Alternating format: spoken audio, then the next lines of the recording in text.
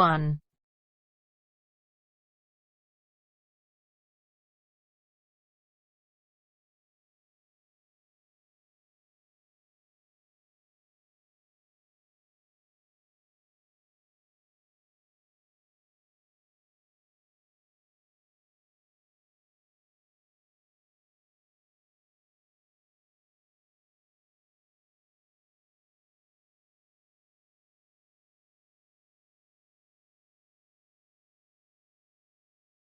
You will hear a number of different recordings, and you will have to answer questions on what you hear.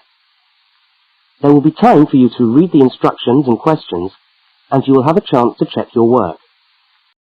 You will hear 2 overseas students, Kate and Lukey, being interviewed by a university counsellor. First look at questions 1 to 5.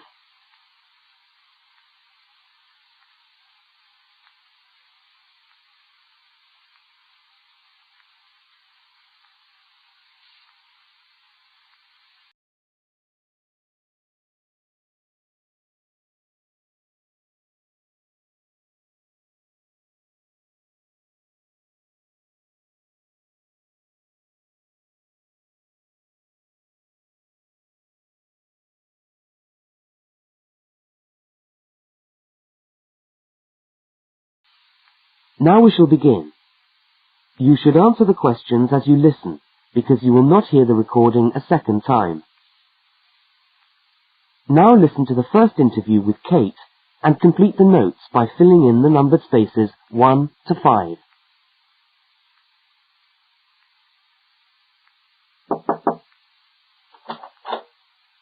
Hi there, Kate. Come on in. How are you today? Fine, thanks. Hi, Lukey. How's things? Okay. Well, as I explained on the phone, I'm a counsellor here at the Student Services section of the university. And I'm interviewing overseas students to help me draw up a guide for new students. So I'd be grateful if you could tell me a little about your time since you've been here in Cambridge. Right.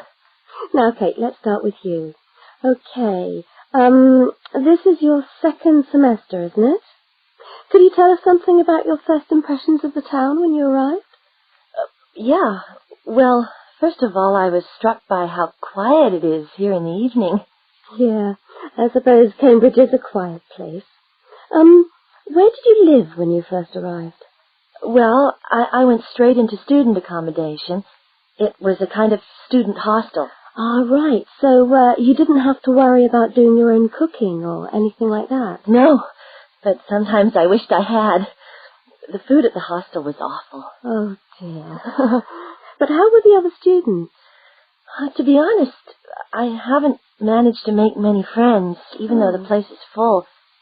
People seem to keep to themselves. They're not really very friendly. Oh, I'm sorry to hear that.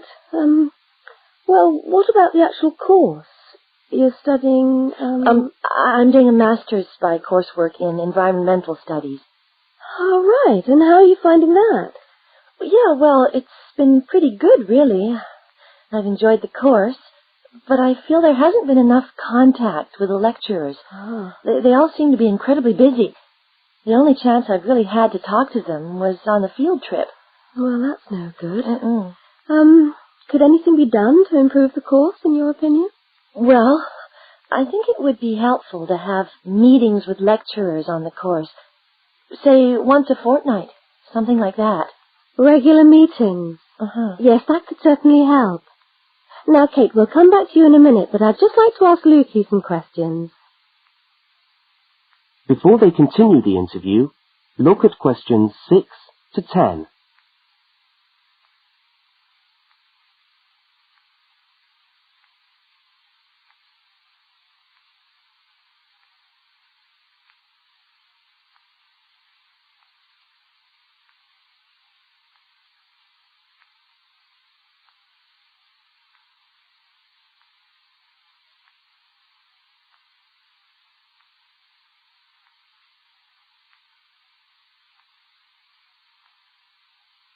As you listen to the rest of the interview, complete the notes. Lukey, where are you from? I am from Indonesia. And how did you find Cambridge when you first arrived? Well, I like it here. I think the city is very beautiful. What about your accommodation? Was that okay? Yes, okay. At first, I stayed with a family for 3 months. They were very kind to me, but they had 3 young children and I found it difficult to study. Right, I see. So after 3 months, I moved out, and now I live with 2 other students in a student house. It's much cheaper and we like it there. Good. And, what about your studies? What are you studying? I'm doing a Bachelor of Computing. Computing, I see. Apart from the language difficulties, if you can separate them, how have you found the course? Okay, but... Yes, go on. Well, the main difficulty for me is getting time on the computers in the computer room. It's always busy and this makes it very hard to do my practical work. Yes, I'm sure it would. Can you reserve time in the computer room? No, you can't. But it would certainly help if we could reserve computer time. Yes, I'll look into that and see if something can't be done to improve things over there. Now, let's go back to Kate. That is the end of part 1. You now have half a minute to check your answers.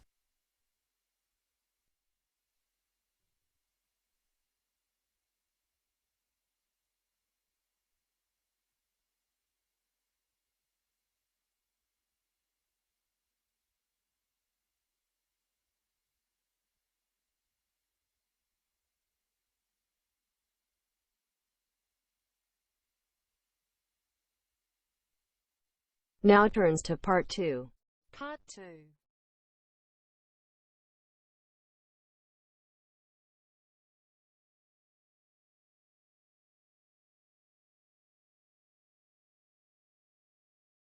You are going to hear a radio talk about buying a bicycle. First, you have some time to look at questions 11 to 20.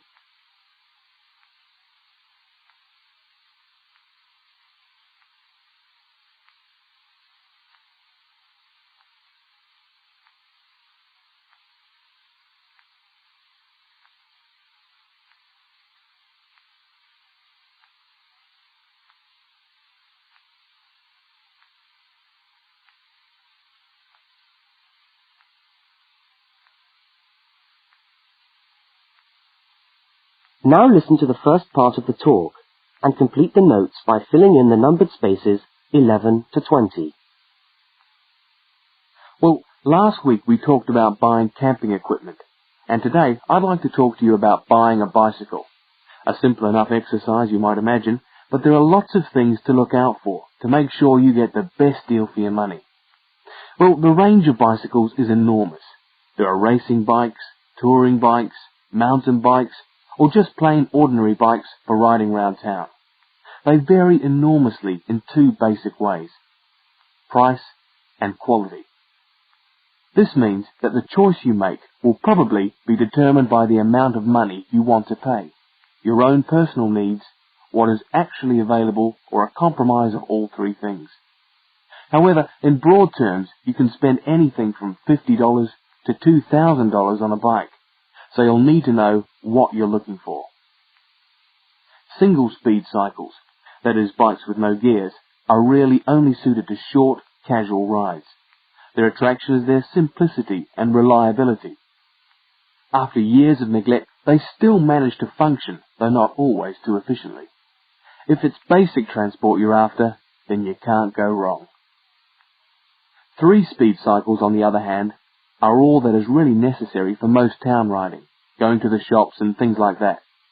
Like the single-speed bike, they're simple and reliable. If you are going to be going up and down lots of hills, then you'll probably want something more efficient. 5 and 10-speed bicycles are best suited to riding over long distances or hilly terrain and to serious touring. So if it's serious touring you're interested in, get a 5 or 10-speed bike.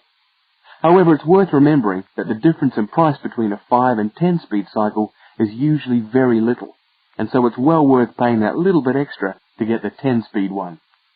So I would tend to recommend the 10-speed bike as the price is similar. However, you'll be getting better quality components.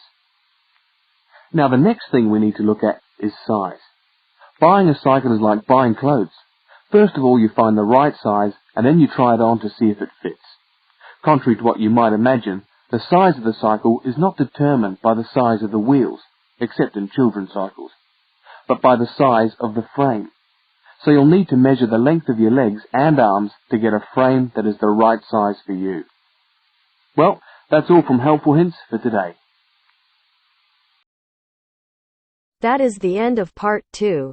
You now have half a minute to check your answers.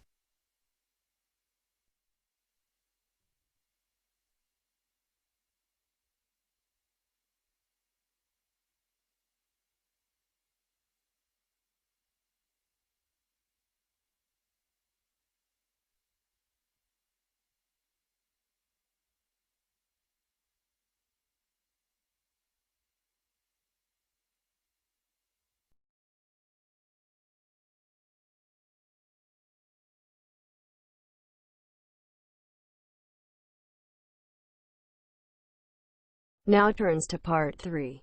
Part 3.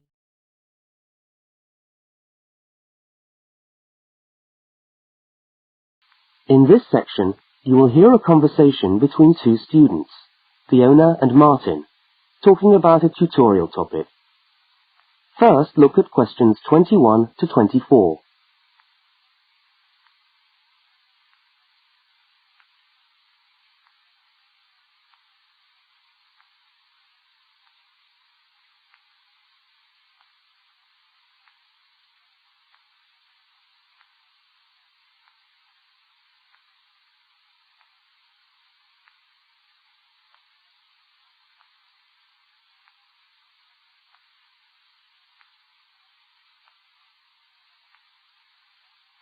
Now listen and answer questions 21 to 24. Hi there, Martin. How are you going with your Australian Studies tutorial paper? Oh, good. I finished it, actually. Lucky you. What did you do it on? I'm still trying to find an interesting topic. Well, after some consideration, I decided to look at the history of banana growing in Australia. Banana growing? Yeah, banana growing. Fascinating, I'm sure. Well, it's not as boring as you'd think. And I wanted to tie it into the work I've been doing on primary industries and the economy. Anyway, I bet there are a few things you didn't know about bananas. Such as? Such as the fact that bananas were among the first plants ever to be domesticated. Oh, really? Yeah, they're an extremely nourishing food. I suppose you're going to tell me the whole history of banana growing now, aren't you? Well, it'll be a good practice run for my tutorial next week. I'll do the same for you sometime. Okay, fire away. So where were these bananas first domesticated? According to my research, the Cavendish banana, which is a type of banana, and the first type to be cultivated here, actually originated in China, but they had a fairly roundabout route before they got to Australia. You mean they didn't go straight from China to Australia? No, they didn't. It seems that in 1826, bananas were taken from South China to England. I suppose they'd have made a welcome addition to the English diet. Yes, I'm sure. Well, apparently there was an English duke who was particularly fond of bananas, and he used to cultivate them in his hothouse, which is where you have to grow them in England, of course, because of the cool climate. And they became quite popular in the UK. So he was the one responsible for cultivating the Cavendish banana, which was then introduced into Australia. I see, and we've been growing them ever since. Yeah. Now look at questions 25 to 32.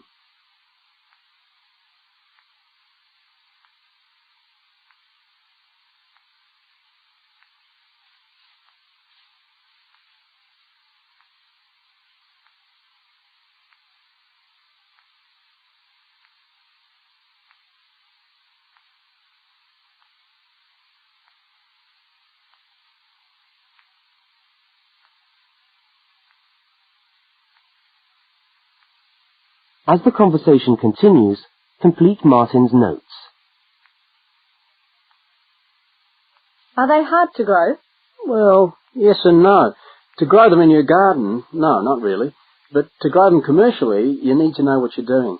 You see, you only get one bunch of bananas per tree, and it can take up to 3 years for a tree to bear fruit if you don't do anything special to it. But this period is greatly reduced with modern growing methods. particularly in plantations where you have perfect tropical conditions. Right. So what are you looking at? 1 year? 2 years? No, around 15 months in good conditions for a tree to produce a bunch of bananas. And once you've got your bunch, you cut the bunch and the plant down. So how do the trees reproduce then? Well, bananas are normally grown from suckers, which spring up around the parent plant, usually just above the plant. They tend to like to grow uphill, or at least that's the common wisdom. So that's why banana plantations are usually on hillsides, is it? Yeah, they grow best like that. That's interesting. If you plant them in rich soil and give them plenty of water at the beginning of summer, then they should be well advanced by the beginning of winter, when growth virtually stops. But in a country like England, they're hard to grow. Although you can grow them in a hothouse. But in Australia, it's not difficult. No, though even here, the growers put plastic bags around the bunches to protect them and keep them warm. If you go up to the banana growing districts, you'll see all these banana trees with plastic bags on them. But how do they stop the bananas going bad before they reach the shops? Well, the banana bunches are picked well before the fruit's ripe. Once you cut the bunch, the bananas stop growing, but they do continue to ripen. The interesting thing is that once one banana ripens, it gives off a gas which then helps all the others to ripen. So they pretty much all ripen within a few hours of each other. Amazing. So do we export lots of bananas overseas to Europe and Asia, for instance? Well, oddly enough, no. I believe New Zealand takes a small proportion of the crop, but otherwise, well, they're mostly grown for the domestic market, which is surprising when you think about it, because we grow an enormous number of bananas each year. Yes, well, thank you for all that information. I'm sure the tutorial paper will go really well. You certainly seem to have done your research on the subject. Let's hope so. That is the end of section 3. You now have half a minute to check your answers. That is the end of part 3. You now have half a minute to check your answers.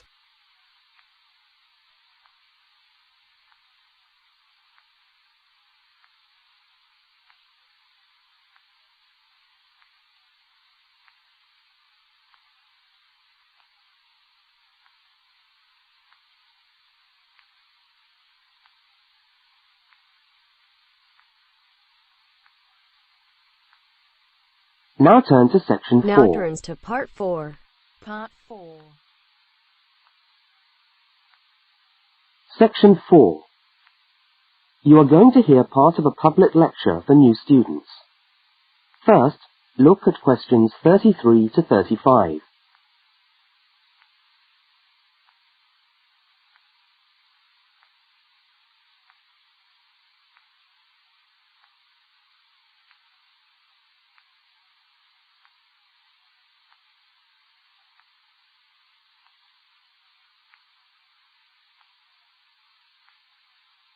Now listen and answer questions 33 to 35.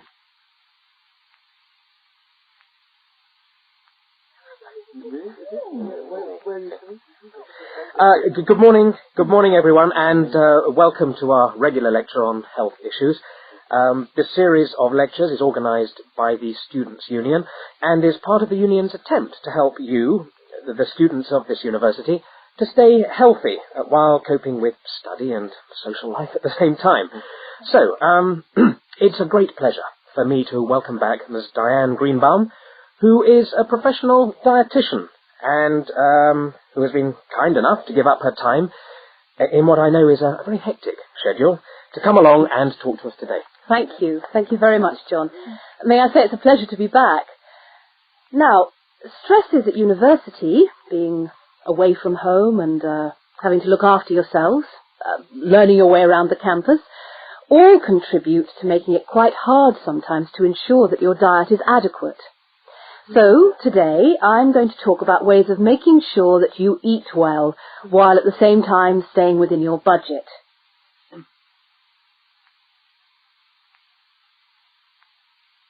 Now look at questions 36 to 41.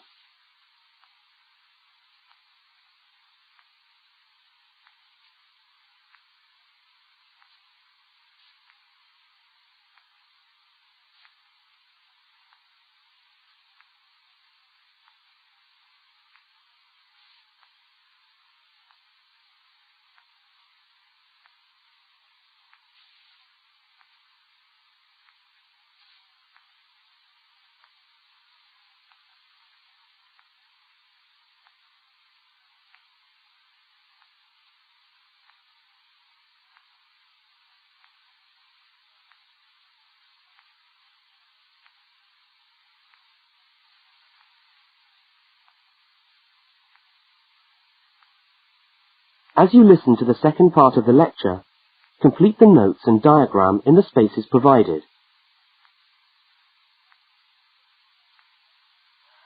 If you have a well-balanced diet, then you should be getting all the vitamins that you need for normal daily living. However, sometimes we think we're eating the right foods, but the vitamins are escaping, perhaps as a result of cooking, and anyway, we're not getting the full benefit of them. Now, if you lack vitamins in any way, the solution isn't to rush off and take vitamin pills, though they can sometimes help. No, it's far better to look at your diet and how you prepare your food. So, what are vitamins? Well, the dictionary tells us they are food factors essential in small quantities to maintain life. Now, there are fat-soluble vitamins which can be stored for quite some time by the body, and there are water-soluble vitamins which are removed more rapidly from the body. And so a regular daily intake of these ones is needed. Okay, so how can you ensure that your diet contains enough of the vitamins you need? Well, first of all, you may have to establish some new eating habits. No more chips at the uni canteen, I'm afraid. Now, firstly, you must eat a variety of foods. Then you need to ensure that you eat at least 4 servings of fruit and vegetables daily.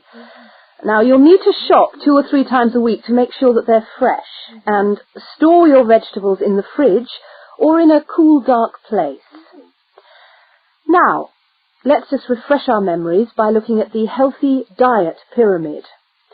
Okay, can you all see that? Good. Well, now, as you see, we've got 3 levels to our pyramid. At the top, in the smallest area, are the things which we should really be trying to avoid as much as possible. Things like, yes, sugar, salt, butter, all that sort of thing. Next, on the middle of our pyramid, we find the things that we can eat in moderation. Not too much, though. And that's where we find milk, lean meat, fish, nuts, eggs. And then at the bottom of the pyramid are the things that you can eat lots of, because they're the things that are really good for you. Here we have bread, vegetables and fruit. So, don't lose sight of your healthy diet pyramid when you do your shopping.